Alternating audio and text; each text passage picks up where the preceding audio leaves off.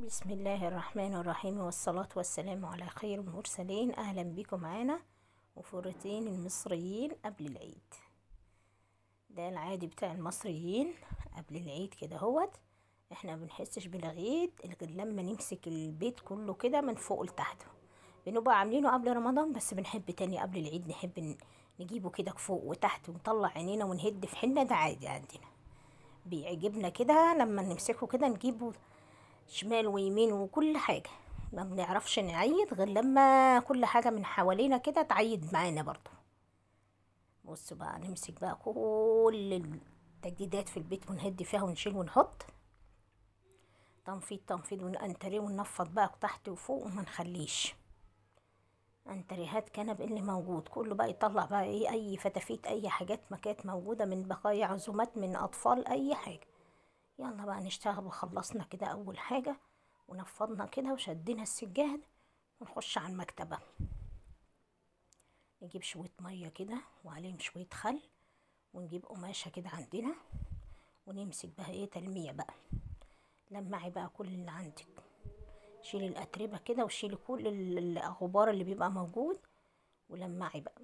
خلي حاجتك كلها ترجع كده جديدة. شوية خلي بس على المية زي الفل. تربط بقى القمطة بتاعتها وتمسك بقى ايه قماشتها وتدي بقى في التنفيض بقى. تجيب بقى شباكها من فوق ولتحت والشيش كله. هو احنا العيد بتاعنا كده نحب نهد حيلنا زي ما بيقولوا. يعني احنا قال مش بننضف طول السنة، بننضف بس بنحب زهوة العيد كده، اسمها زهوة العيد. هاتي بقى اشتغلي بقى، شيلي بقى كله كده بره وجوه. والأتربة بقى ما شاء الله بقى بتبقى في الشتا ده ما شاء الله، يعني عشان رياح الخمسين وكله. هجيب برضو شوية مية كده، واجيب بقى الشباك بقى من الغبارة اللي بتبقى عليه دي وبواقي المطر اللي بتبقى لازقة عليه، ونلمع بقى في الشباك بقى كده، نخليه ايه بيلمع كده اللمعة الحلوة بتاعته، سواء كان لاكيه او اسطر. هما شوية مية وخل بينضفوه كده بيبقى زي الفل. وتلاقي المية كده غمقت شوية غيريها تاني.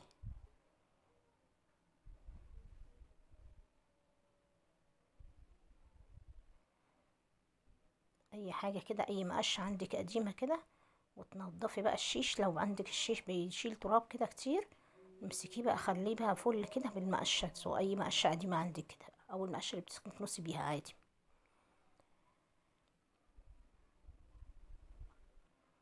كده الشباك خلص. نروح بقى نشوف ايه هنعمل بقى. الدولاب نجيب مية نظيفة ونشتغل بقى في الدولاب. تمسك بقى الدولاب كده من فوق ولتحت وكده، تجيب اي حاجة. احسن حاجة تعمليها للدولاب او المكتبة من فوق او النيش، ان انت تجيبي قماشة كبيرة على قدهم كده، وتروحي جاية فرشها وتحطي عليها قطع سيراميك او ازاز مية مليانة، ولا افضل قطع السيراميك او الرخام. وتسيبيها بقى كده وتشيليها كده كل كام شهر مرة في السنة حتى تغسلي القماشة، احسن من ان انت تحطي ورق او تحطي اي حاجة تاني. دي بتبقى حلوة معاكي جدا. انا بحط كده فوق الدولاب، واجي كل فترة كده كل كام شهر اروح شادة الورقة، قصدي شادة القماشة، واروح غسلاها، وكأن مفيش حاجة فوق الدولاب، ولا تلاقي اي تراب تحتيها ولا اي حاجة. قماشة تكون تقيلة كده من النوع اللي متنزلش الغبارة تحت. خلصت كده كل الدولاب، وتمسحي بقماشها كده مبلولة بالمية والخل، ونروح ماسكين بقى التنشيف ننشفه بقى عشان ما يبقاش عليه اي بقع. امسكي بقى سرايرك بقى، تنضفي بقى مخداتك وكل اللي عندك ده شيليه، والملايات غيري، وكله طبعا بنعمله كده قبل العيد. انا بقى لسه ما فرشتش، بس انا جهزت. وهاجي بقى قبل الوقفه بيوم كده بروح واخده بقى كله بقى، اللي هيروح المغسله يروح، واللي هيتغسل في البيت يتغسل، والباقي بقى بيتفرش امتى؟ يوم العيد، يوم الوقفه الصبح كده. بروح فرشه بقى كله بقى، وامسح كده مسحه خفيفه، واروح مكمله بقى بايه بالفرش بقى. شيل بقى كله بقى، ده كله هشيل. انا كنت شايله السجاد قبل العيد عشان قبل رمضان ما بنفرشوش تاني، خلاص داخل على الصيف. بحط حفاظات بس. وكنوسي بقى كده اهوت. بعد ما بتخلصي بقى تنفيض وتشيلي كل حاجه، كنسه خفيفه كده، وبعد كده بتجيبي الميه بقى وتلمعي.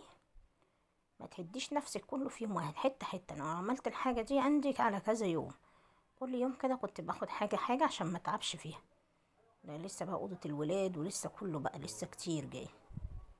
احنا تلاقينا بقى في العزومات وفي كل حاجة اتشغلنا، وفي اللي يروح واللي في بيخرج واللي يجيب لبس عيد وكل ده اتشغلنا. يلا بقى مسحنا كده ومسحنا وخلصنا، ونستنى بقى ان شاء الله الفيديو الجاي يوم ما نفرش ونخلص بقى يوم الوقفة بإذن الله.